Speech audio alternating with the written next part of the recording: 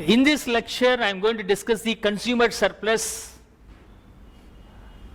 propounded by Alfred Marshall. Consumer surplus na enna appdin சொன்னாக்க, what consumer is willing to pay for purchasing the commodity and what the consumer gets because of spending that money. இந்த ரெண்டுக்குள்ள difference தான் consumer surplus. நான் 100 rupees spend பண்ணுறேன், அந்த price spend பண்ணி நான் வாங்கின அந்த commodity gives me a feel of worth 200. இது willing to pay, this is nothing but I am getting. அப்படின்னா இது I tempted to purchase more. If I am ready to pay 100, what I get also gives me a feel of 100 rupees worth only. அப்படின்னா ஈக்குவலாக இருக்கு. I am ready to pay 100, I am paying 100 but I am getting only 50. அப்படின்னு சொன்னாக்கா I don't have any further intention to purchase. அப்போ இது ரெண்டுக்குள்ள difference இருக்கு இல்லையா, இதுதான் consumer surplus provided. 100 minus 200, 100 rupees extra satisfaction கிடைக்கிறதுல இது பேர் consumer surplus. Here consumer surplus is 0. Here don't say minus 50. Negative consumer surplus சொல்றதுல அது 0 நம்ம சொல்லிடுறோம். We don't have surplus at all. So the term itself surplus தான், not negative. So இந்த கேஸ்ல surplus இருக்கு, இங்க no surplus, இங்க வந்து 0, 0க்கு கீழே போயிடுது. Okay. Purchasing more goods diminishes the marginal utilityங்கிறது main concept referred by Alfred Marshall. இதை வச்சு நம்ம ஒரு illustration பார்க்குறோம். இந்த கன்சியூமர் சர்ப்ளஸை நம்ம எப்படி மெஷர் பண்ணுறோம் அப்படின்னு சொன்னாக்க ஒரு சின்ன calculations பேஸ் பண்ணி பார்க்கலாம். ஃபர்ஸ்ட் யூனிட் பண்ணும்போது வாங்கும்போது the marginal utility is 30. Second commodity வாங்கும்போது உங்களுடைய marginal utility 28 குறைஞ்சிருது. your marginal utility will always be decreasing. law of diminishing marginal utility எப்படின்னு பார்த்தோம், டிக்ரீஸ் ஆகுது. 28, 26, 24, 22 குறையிறதா வச்சுக்கலாம். 20, 18, 16 and 14, 12, 10, 8. not necessary in the same order. இதே மாதிரி இருக்கணும்னு அவசியம் இல்லை. ஆனால் law of diminishing return நமக்கு தெரியும், இது diminishing marginal utility நமக்கு தெரியும், குறைஞ்சிட்டே தான் வரும்னு தெரியும். price remains same. அந்த கமாடிட்டிக்கு நீங்க கொடுக்குற price remains same. we assume one commodity is rupees 20, ரெண்டாவது கமாடிட்டி வாங்கினாலும் 20 rupees கொடுக்கணும்னு அர்த்தம். அந்த மாதிரி வச்சுக்கிறோம். so 20 rupees. so this will be 20. first commodity வாங்கும்போது நீங்க willing to pay வந்து 30 because your desiredness to purchase will be more or more urgency will be there, but you are paying only 20 na, you are very excited that you are happy, you secure 10 rupees extra and the 10 rupees is consumer surplus. second unit வாங்கும்போது குறையுது, அதுக்கப்புறம் consumer surplus குறையுது, அதுக்கப்புறம் குறையுது, அதுக்கப்புறம் குறையுது. the difference between marginal utility and the price you are paying, the excitement you are getting, you are getting yourself, this is what you are paying for that. நீங்க payment பண்றது 20 ரூபாய், but the feel you get will be 30. a particular difference consumer surplus. இங்க வரும்போது 0, then there is no consumer surplus at all. so after in a point in time, then there is no consumer surplus at all. இதுக்கு அப்புறம் நீங்க 20 ரூபாய் கொடுத்து வாங்க மாட்டீங்க. 20 ரூபாய் கொடுத்து வாங்கினா only 18 ரூபாய் ஒருத்துக்கு தான் உங்களுக்கு கிடைக்குதுன்னா you don't purchase anymore. this is called consumer surplus case. I can draw that in a graph also. இதை நம்ம ஒரு கிராஃப்ல போடலாம். okay, consumer surplus, price and utility, price and utility. okay,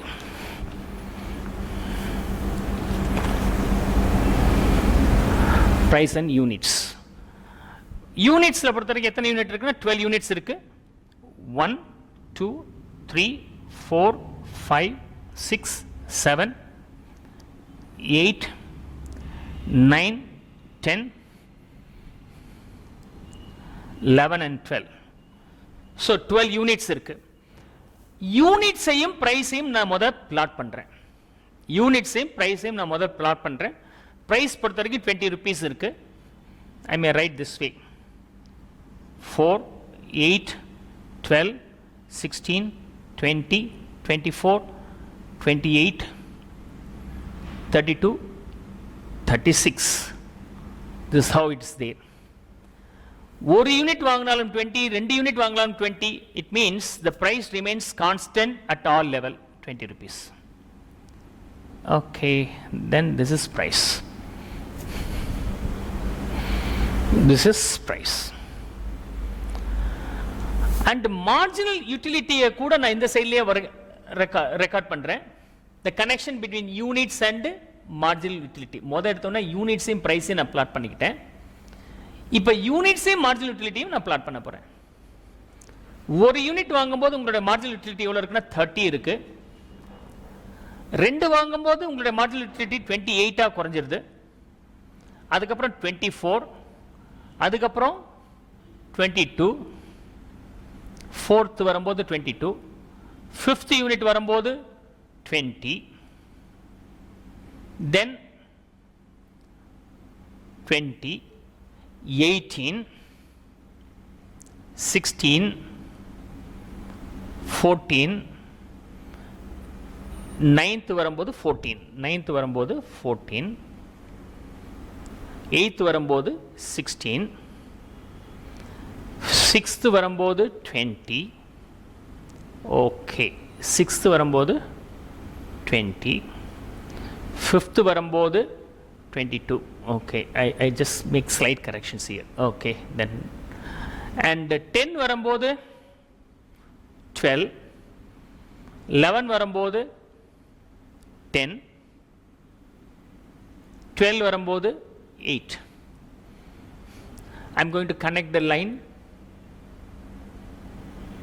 Okay, 6 வரும்போது 20 இந்த இடம். The line passes this way. I assume the dots over this. Okay.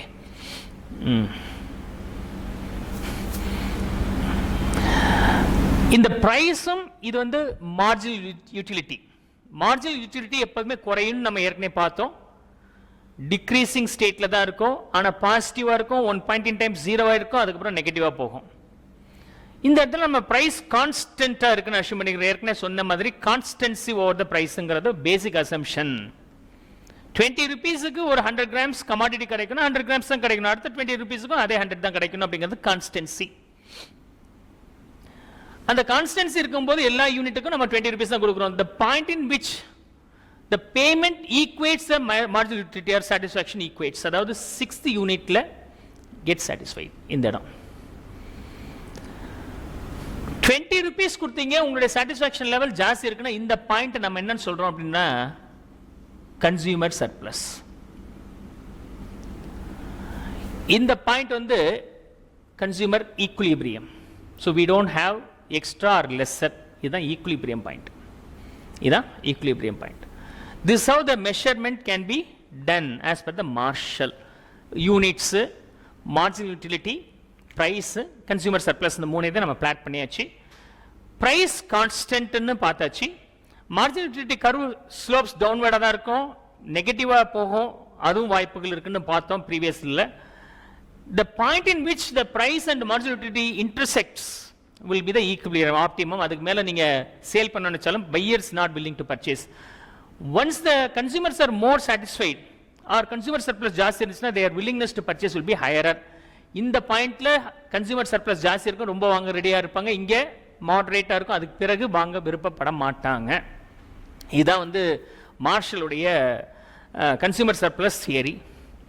இந்த தியரியில் என்ன limitations நமக்கு இங்கே இருக்கு அப்படின்னு சொன்னாக்க, மார்ஜினல் யூட்டிலிட்டி மெஷர் பண்ணுறது, இதை நீங்கள் கண்டுபிடிச்ச எல்லாமே எதை பேஸ் பண்ணி கண்டுபிடிக்கிறீங்க? மார்ஜினல் யூட்டிலிட்டி பேஸ் பண்ணி தான் கண்டுபிடிக்கிறீங்க. அதுவே தப்பு. அதே நம்மளால சரியாக கண்டுபிடிக்க முடியாது. What is your satisfaction by consuming 1 cup of tea அப்படின்னா சொல்லலாம் சார், நல்லா இருக்குன்னு சொல்லலாம் சார், மாடரேட்டாக இருக்குன்னு சொல்லலாம், ஆவரேஜாக இருக்குன்னு சொல்லலாம், கம்மியாக இருக்குன்னு சொல்லலாம். எக்ஸாக்டாக சொல்லுங்க, எனக்கு புரியுற மாதிரி அப்ஜெக்டிவாக சொல்லுங்கன்னா சொல்ல முடியாது. That's a difficulties. நானே ஒரு நம்பர் கொடுக்குறேன், 10க்குள்ளார நீ என்ன ஃபீல் பண்ணுற அப்படின்ட்டு. 10க்குள்ளார ஒரு நம்பர் சொல்றீங்க, பட் இன்னொரு சுச்சுவேஷனில் இதோட கம்பேர் பண்ணி பார்க்க உங்களுக்கு வாய்ப்பு இல்லாமல் போயிடுது. நான் ஏற்கனவே ப்ரீவியஸ் லெக்சரில் கொடுத்துருக்கிறேன், கிளாஸ் மார்க்கில் ஏபி 2 பேர் first rank second rank, XY வந்து ஃபர்ஸ்ட் ரேங்க் செகண்ட் ரேங்க்னு சொன்னேன். இந்த 4 பேர்ல யார் பெட்டர்னா நம்ம கன்ஃபியூஷன்ஸ் வருது அப்படின்னு நம்ம ப்ரீவியஸ் லெக்சர்ல பார்த்துருக்கிறோம். அதே கன்ஃபியூஷன்ஸ் தான் நமக்கு இங்கேயும் வருது. So marginal utility measurement it self difficulty அப்படிங்கும்போது அதை பேஸ் பண்ணி கண்டுபிடிக்கிற கன்சூமர் சர்ப்ளஸும் டிஃபிகல்ட்டி தான். இது சரியா இல்லைன்னா இதுல இருந்து இதை மைனஸ் பண்ணணும், இது சரியில்லைன்னா இதுவும் சரியா இருக்காது. This is the main limitations. For necessaries அத்தியாவசிய தேவைக்கு the marginal utility of the earlier unit is very large. Food அத்தியாவசியமான தேவை. ஃபர்ஸ்ட் ஒன் மீல் நீங்க சாப்பிட்றீங்க, 50 rupees. What is your satisfaction? இது price. What is your satisfaction அப்படின்னா, அப்பா செம்ம திருப்தி சார் அப்படின்னு சொல்லிட்டு நீங்க என்ன சொல்லுவீங்க? 100 rupees ஒர்த்துன்னு சொல்லுவீங்க. உடனடியாக அடுத்த மீல்ஸ் கொடுக்குறேன் சாப்பிடுவீங்களா? You definitely will not eat, you cannot go beyond this. அடுத்தது நீங்க சாப்பிட்டு தான் ஆகணும்னு சொன்னாலும் 50 rupees கொடுத்தாலும் உங்களோட மார்ஜினல் யூட்டிலிட்டி 10 rupees தான் இருக்கும். எக்ஸாம்பிரண்ட்லி ஹை. ஸோ இது நெசசரியில் இருக்கக்கூடிய weakness. This is also one more limitations to find out the consumer surplus better. Consumer surplus affected by the availability of substitute.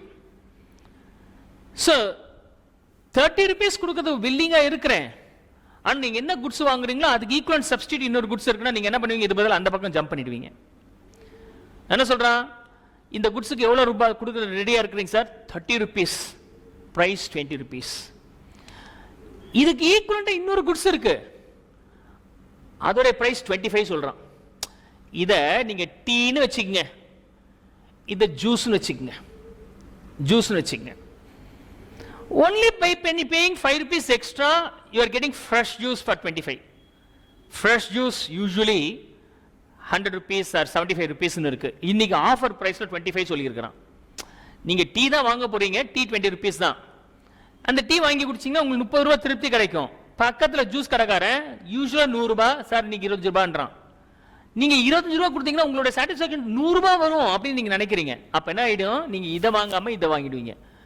Though there is a consumer surplus, consumers are more satisfied by offering at 20 rupees per tea because you are enjoying 10 rupees surplus, consumer surplus. There is a proportionate equivalent another substitute available where your surplus is exorbitantly higher than this one. Then though you get benefited, but you shift to this. அதனால third case is also will not, one more limitations. Consumer surplus affected by the availability of this substitute. Not applicable for prestige values. Prestige status கொடுக்கக்கூடிய குட்ஸுக்கு இது work ஆகாது. எப்போதுமே ஏற்கனவே நம்ம law of diminishing marginal யூட்டிலிட்டியில் பார்த்தது இங்கேயும் பொருந்தும். டைமண்ட் கோல்ட்லாம் வாங்கும்போது இது யூஸ் ஆகாது. Then consumer surplus measured in terms of money அப்படின்னு சொல்கிறோம், which is also not possible. ஏற்கனவே நம்ம இங்கே எடுத்தவொன்னே பார்த்தது தான் இன்னொரு லிமிடேஷனும் கூட.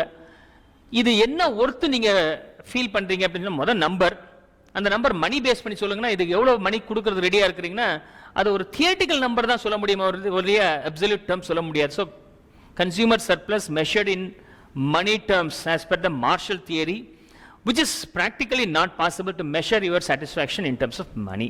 Fifth. Sixth case வரும்போது money is not constant. Money is not constant. எப்பொழுதுமே என்ன சொல்றாங்க அப்படின்னு சொன்னாக்க தியரியில, உங்கள்கிட்ட இல்லாத விஷயம் வாங்குறதுக்கு ரெடியா இருக்கிறீங்க, ரொம்ப ஸ்பெண்ட் பண்றதுக்கு ரெடியா இருக்கிறீங்க, உங்கள்கிட்ட இருக்கிற விஷயத்தை பத்தி கவலைப்படுறது இல்லை. Your feel of satisfaction because of the possession will be always lesser. 100 unit உங்களுக்கு வேணும் requirement, உங்கள்கிட்ட அவைலபிள் 1000 இருக்கு அப்படின்னா என்ன ஆயிடுச்சு? உங்களுக்கு அதோட இம்பார்ட்டன்ஸ் ரொம்ப கம்மியா இருக்கும். உங்களுடைய இம்பார்ட்டன்ஸ், இந்த ப்ராடக்டோட இம்பார்ட்டன்ஸ் கம்மியா இருக்கும். if the availability is higher than your requirement, your expectation, then the importance will be low. Requirement 100, availability 10. உங்களுக்கு 100 வேணும், 10 தான் இருக்கு அப்படின்னா மிச்சம் இருக்க அந்த 90 கேப்பை ஃபில் பண்றதுக்கு you are ready to spend anything extra. So the importance for this commodity will be high. அதனால தான் கோல்டு டிமாண்ட் ஜாஸ்தி இருக்கு. And the sand and other things, air, like all these things, air, water is very lesser. இப்ப first commodity வாங்குறதுக்கு நீங்க 20 rupees கொடுக்குறீங்க. ஏன் 20 rupees கொடுக்கறது ரெடியா இருக்கிறீங்க? ஏன்னா உங்கள்ட்ட 1000 ரூபாய் இருந்துச்சு, உங்களுக்கு 100 ரூபாய் இருந்தா போதும், சர்ப்ளஸ் 900 rupees இருந்துச்சு, அதனால கேஷுவலா 20 rupees கொடுத்தீங்க. செகண்ட் ஐட்டம் வாங்கும்போது உங்கள்ட்ட 1000 rupees இருந்தது 980 குறைஞ்சு போச்சு. உங்கள்ட்ட இருக்கக்கூடிய பணம் குறைஞ்சிக்கிட்டே வருது. குறைஞ்சிக்கிட்டே வரும்போது உங்ககிட்ட இருக்கிற பணம் ஸ்கேர்ஸ் ஆயிடுது. ஸ்கேர்ஸ் ஆக ஆக the amount available in your hand is diminishing, it becomes scarce. கையில பணம் ஜாஸ்தியா இருக்கும்போது 100 ரூபாய் ஒரு மேட்டர் இல்லாம இருக்கும்போது கையில பணம் கம்மியாகும் போது அந்த 100 ரூபாய் ஒரு மேட்டர் ஆயிடுது. Spending 100 rupees out of 10,000 is not a matter. Spending 100 out of 1,000 will be a matter for you. நீங்க பர்ச்சேஸ் பண்ண உங்க கையில இருக்கக்கூடிய அவைலபிள் கேஷ் குறைஞ்சிட்டே வரும்போது for each and every rupee you spend later for procuring the additional unit will be diminishing. என்ன reason? இந்த 100 rupees is more valuable than this 100 rupees. நீங்க வாங்குற அந்த ஒரு கப் கேக், ஒரு ஆப்பிள் 100 ரூபாய் கொடுத்து வாங்கும்போது this 100 ரூபாய், this 100 rupees is insignificant. இதே ஆப்பிளுக்கு இந்த 100 ரூபாய் கொடுக்கிறது வெரி சிக்னிஃபிகன்ட். 1000 ரூபாய் தான் இருக்கு, அதுல இருந்து 100 ரூபாய் செலவு பண்றது சிக்னிஃபிகன்ட். அதே சமயத்தில் 10,000 ரூபாய் இருக்கும்போது அதுல இருந்து 100 ரூபாய் செலவு பண்றது insignificant. This is called money is not constant. Sir அந்த ஒரு ஆப்பிளுக்கு நான் 100 ரூபாய் தான் சார் முன்னாடியும் கொடுத்தேன், இப்போ 100 ரூபாய் தானே சார் அப்படின்னா, அப்ப 100 ரூபாய் கொடுக்கும்போது 10,000 ரூபாய் இருந்துச்சுங்க, இப்போ 100 ரூபாய் கொடுக்கும்போது 1000 ரூபாய் தாங்க இருக்கு. So if you are purchasing one after one, automatically the money available in your pocket is diminishing. Thereafter the 100 rupees becomes more significant. Usually then the consumer surplus will not work. This consumer surplus study will not work. So these are the limitations we have in this consumer surplus study. Beyond that, என்னதான் இருந்தாலும் சரி, இதோட applications இருக்கனால இந்த ஸ்டடியோட impact இன்னும் மார்க்கெட்ல இருந்துட்டு இருக்கு, ரொம்ப ப்ரொஃபவுண்ட் பிளேஸ்ல இருக்கு. நமக்கு என்ன அப்ளிகேஷன்ஸ் அப்படின்னு சொன்னா, பிரிடாமினண்டா ஃபர்ம்ஸுக்குங்க, ஒரு ஆர்கனைசேஷனுக்கு இந்த லெவல்ல மார்க்கெட்ல சப்ளை நடக்குது, பையர்ஸ் கன்சியூமர் சர்ப்ளஸ் ஜாஸ்தி இருக்கு அப்படிங்கறத ஒரு ஃபர்மோட இன்சார்ஜ் ஆர்கனைசேஷன் ஹெட்டுக்கு தெரிஞ்சால், he knows that there is a possibility of repeat purchase, so we'll go for manufacturing. And இந்த இடத்துல இருக்கும்போது 20 rupees இன்னைக்கு பிரைஸ், அவன் 30 rupees கொடுக்க ரெடியா இருக்கிறாங்க, ஸோ நம்ம பிரைஸை ரைஸ் பண்ணலாம் அப்படிங்கிறதுக்கும் டிசைட் பண்ண முடியுது.